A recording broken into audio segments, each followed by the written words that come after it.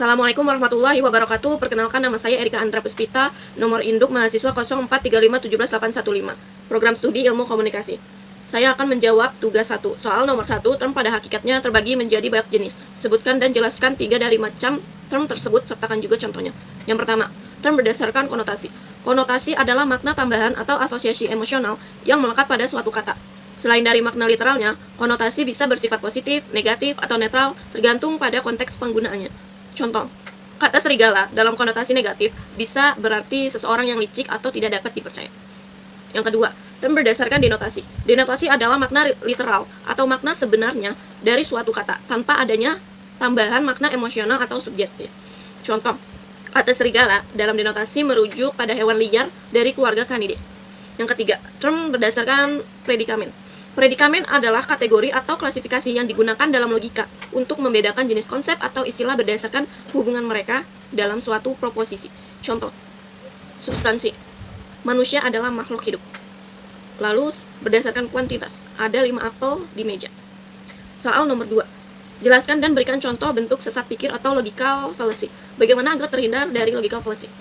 Sesat pikir adalah kekeliruan dalam penalaran berupa pembuatan kesimpulan dengan langkah-langkah yang tidak sah karena melanggar kaidah-kaidah logika maupun perbincangan yang bercolak, menyesatkan karena sengaja atau tidak sengaja memasukkan hal-hal yang membuat kesimpulannya tidak sah. Bentuk-bentuk sesat pikir. Yang pertama, sesat pikir formal. Sesat pikir ini terjadi karena kesalahan dalam struktur logis sebuah argumen, biasanya terkait dengan aturan logika yang tidak terpenuhi. Contoh, mengafirmasi konsekuen.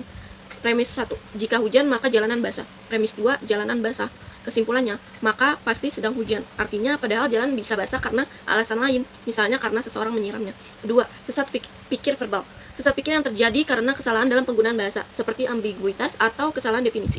Contoh, ambiguitas makna. Tikus adalah makhluk yang cerdas.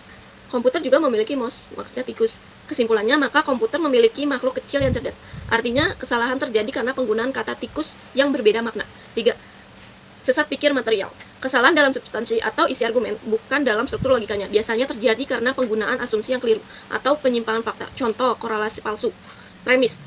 Setiap kali ayam berkokok, matahari terbit. Kesimpulannya, maka ayam berkokok menyebabkan matahari terbit. Artinya, kesalahan terjadi karena hubungan sebab akibat yang tidak valid. Cara menghindari sesat pikir yaitu perhatikan struktur logika dalam argumen dan pastikan kesimpulan berasal dari premis yang benar. Hindari ambiguitas bahasa dengan memilih kata-kata yang jelas dan tepat. Verifikasi fakta sebelum berargumen agar tidak terjebak dalam asumsi yang keliru. Dan gunakan pemikiran kritis untuk menganalisis apakah suatu argumen memiliki cacat logika.